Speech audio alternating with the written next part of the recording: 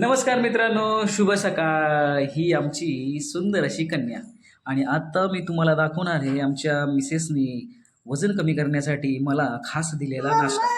आता ह्या नाश्त्यामध्ये काय काय तिनं टाकलेलं आहे तिचं तिलाच माहीत, पण खूप सारे प्रोटीन्स ती मला नक्कीच देणार आहे. ओ, तुला पण पाहिजे? तुला पण पाहिजे नाश्ता? बघ तुझ्यासाठी काय बनवले. हे बघ, हे बघ. तर मंडळी, सकाळच्या ह्या आल्हाददायी वातावरणामध्ये कोवळ्या किरणांच्या छटा अंगावरती घेत सकाळचा ही न्याहारी जी आहे ती आता आपण करणार आहोत. मित्रांनो, वाढत्या वयाप्रमाणे तुम्ही काय खाताय हे खूप जास्त गरजेचं आहे. कारण तुम्ही ज्या गोष्टी तुमच्या शरीरामध्ये घेताय, उदाहरणार्थ तोंडावाटे, कानावाटे, त्या सगळ्या गोष्टींचा प्रभाव आणि परिणाम तुमच्या शरीरावरती होतच असतो. आता बघू शकता तुम्ही, खाण्यामध्ये आत्ता आमच्या मिसेसनी मला मटकी, शेंगदाणे आणि एग्स जे आहेत, अंडी, ती अशी अर्धी शिजलेली दिलेली आहेत आणि थोडं फ्राय केलेली मटकी आहे, जेणेकरून एक चव यावी ह्या डाएटला. आणि माझी जी ही सुरुवात आहे ती शेवट होऊ नये ह्यासाठी तिने पुरेपूर काळजी घेतलेली आहे. थोडासा सॉस तिनं वरती टाकलेला आहे, तुम्ही बघू शकता.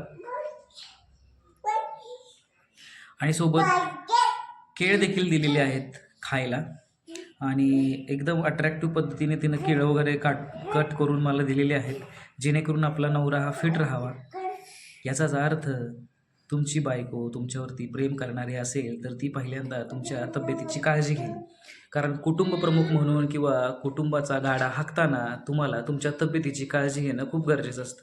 या धावपळीच्या धकाधकीच्या जीवनामध्ये आपण फक्त कामाला प्राधान्य देतो. आपली नोकरी, आपली कंपनी, आपला व्यवसाय ह्याला अग्रगण्य मानून या रॅट रेसमध्ये पळत असतो. पळणं गरजेचं आहे, प्रगती करणं गरजेचं आहे आणि एक स्टेप आयुष्यात पुढं जाणं गरजेचं आहे. कारण ह्या समाजाने ज्या काही संकल्पना आपल्यासमोर मांडलेल्या आहेत त्या खूप आवरच आहेत. आता तुम्ही जागतिक पातळीवरती बघत असाल,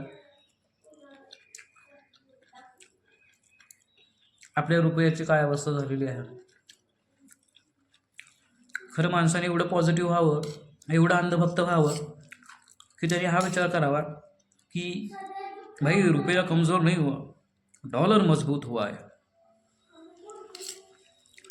तसं बघायला गेलं तर ही वाढती महागाई, वाढता भ्रष्टाचार आणि सततचे होणारे हे पेपर लीकचे प्रकरण अस्वस्थ करून सोडतं.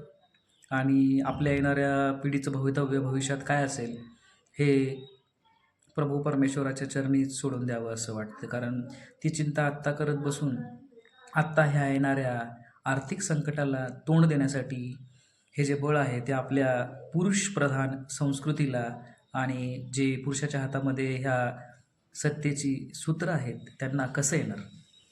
मित्रांनो, आपण ह्या डाएट संदर्भात बोलत होतो. तर डाएट खूप महत्त्वाचा आहे आणि डाएट करताना सगळ्यात महत्त्वाची गोष्ट म्हणजे तुम्ही काय खाताय, बरोबर.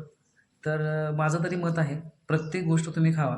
कारण प्रॉब्लेम हा तुमचं वजन वाढतंय तो नाही आहे, तर तुमची पचनसंस्था जी आहे ती व्यवस्थित पद्धतीनं पचनक्रिया करत नाही. तुमची हालचाल कमी झालेली आहे, तुमचा जॉब सिडेंटरी झालेला आहे, सुखवस्तू गोष्टी ज्या आहेत तुमच्या अवतीभोवती लोळणं घालतायत आणि तुम्ही हे पहिल्यासारखे फिजिकली ॲक्टिव्ह आहात की नाही हे देखील तपासणं खूप गरजेचं आहे की नाही राधा?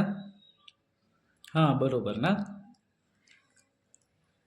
राधाला काही समजत नसेल मी काय बोलतोय ते, पण कदाचित पुढं भविष्यामध्ये हा माझा व्हिडिओ बघितल्यावरती तिला नक्कीच कळेल आपले पप्पा काय सांगत होते आणि ती माझ्याशी येऊन नक्कीच विचारणा करेल की पप्पा तुम्ही जे सांगत होता ते कदाचित तुमच्या दृष्टीने ते बरोबर होतं, पण काळ जसं जसं बदलत जातो तसं तसं माणसाने बदलणं खूप गरजेचं आहे.